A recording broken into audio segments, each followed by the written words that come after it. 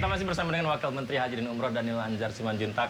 Bang, setelah lari-lari, tinju. Bang Wamen, Ya saya tinju. Tinju. Gitu. Wah, kuat juga ya. Nah, coba tinju, coba kamu tinju. Aduh, saya kelihatan kalau nggak pernah olahraga kalau tinju. Aduh.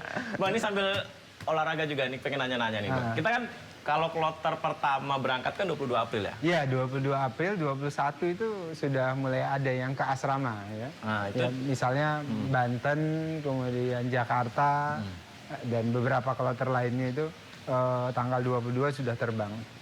Nah, dalam eskalasi perang Amerika Serikat, Israel, Iran, seberapa aman wilayah udara untuk jemaah haji kita nih, Bang?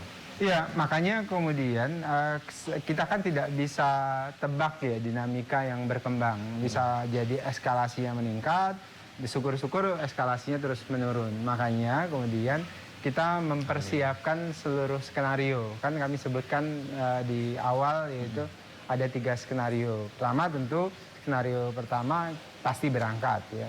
Jadi jamaah haji tidak usah khawatir. Insya Allah semua persiapan untuk keberangkatan haji sudah 98% sekarang. 98%. Ya tinggal keberangkatan saja. Semua persiapan sudah matang, pun demikian dengan pemerintah kerajaan Arab Saudi juga mempersiapkannya dengan matang. Jadi ya keberangkatan kalau kemudian misalnya jalur udara dirasakan tidak aman, maka kami akan bicara kemungkinan untuk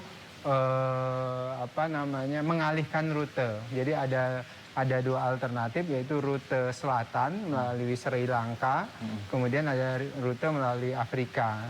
Tapi masing-masing punya konsekuensi, yaitu waktu yang bertambah. Misalnya Afrika itu bisa bertambah 6 jam, kemudian melalui Sri Lanka bisa bertambah 4 jam, ditambah lagi, itu pasti kos penerbangan bertambah. Kosnya berkali-kali lipat ya? Iya, betul. Tapi kami sesuai dengan pesan Presiden Prabowo, jangan sampai kemudian memberatkan jamaah. Maka yang akan dipersiapkan adalah keuangan haji yang dikelola oleh BPKH.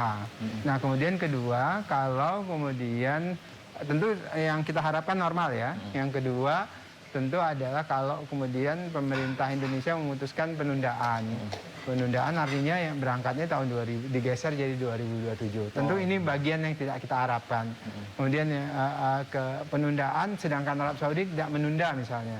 Maka kita akan melakukan renegosiasi dengan pemerintah Arab Saudi. Kemudian ketiga ya seperti zaman COVID, penundaan dari 2 belah pihak. Nah ini pasti bergeser di 2027. Tapi opsi kedua dan ketiga ini bukan opsi yang kita harapkan. Yang tentu yang kita harapkan dan kita persiapkan adalah opsi pertama. Jadi jamaah haji yang akan berangkat 2026 tidak perlu khawatir. Semua opsi kami persiapkan. Dan yang paling penting pesan Presiden Prabowo begini, yang paling penting, yang pertama dan utama itu adalah keselamatan jamaah. Itu ya orientasi kami. Karena jemaah ini banyak yang lansia ya. Betul, juga 25%. 25%, mitigasi medis juga perlu ya, Pak? Betul, jadi gini, 177.000 jamaah kita itu RISTI namanya. RISTI itu resiko tinggi, artinya mereka punya penyakit bawaan, segala macam, yang punya resiko tinggi terkait dengan kegiatan fisik. 25%-nya dari total 203.000 orang itu adalah lansia. Jadi sudah RISTI, mereka lansia lagi. Jadi sekitar 177.000. Nah oleh sebab itulah kenapa peran dari petugas haji itu signifikan dan krusial. Jadi makanya kami melatih petugas haji dengan sangat serius, terutama kapasitas fisiknya, kapasitas fikih dasarnya, dan kapasitas bahasa Arabnya, supaya kemudian mereka bisa membantu jamaah-jamaah haji kita yang resiko tinggi dan lansia ini beribadah dengan baik. Nah, kalau mereka saja secara fisik tidak prima, ya bagaimana bisa mengasistensi dan menolong jamaah gitu.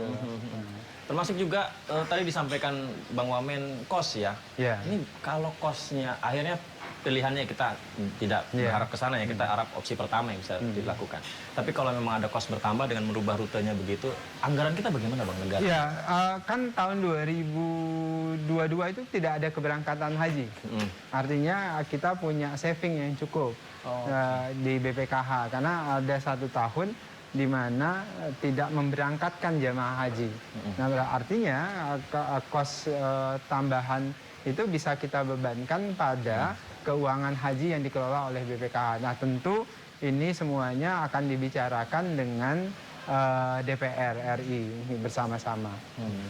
Ini juga akhirnya banyak yang nanya, karena kita jurnalis kadang-kadang dianggap sok tahu gitu, padahal belum tentu ya Bang ya. Ini kalau misalnya yang daftar haji, gimana caranya kita tahu bahwa skenario terburuk penundaan itu terjadi? Apa pilihan yang akhirnya harus diambil pemerintah ketika itu diambil Bang?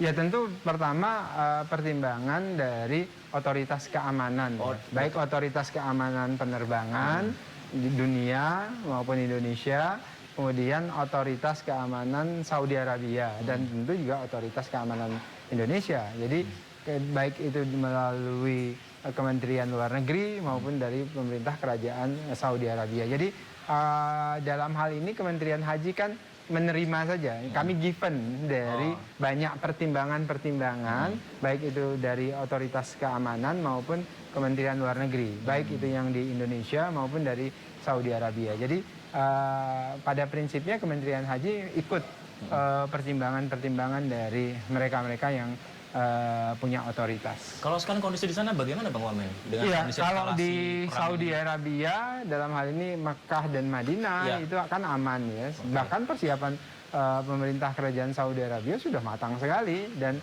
sama sekali belum ada pembicaraan itu terkait dengan opsi-opsi penundaan. Sama sekali belum ada? Belum ada. Yang ada adalah persiapan yang matang. Kemarin bahkan Menteri Haji dan Umroh Saudi Arabia bicara dengan Menteri kita, Pak Gus Irfan, menyatakan persiapan Indonesia cepat sekali, luar biasa. Beliau mengapresiasi persiapan Indonesia dalam keberangkatan tahun ini karena cepat dan sudah dipersiapkan secara dini, bahkan pemisahan sudah 100% sekarang.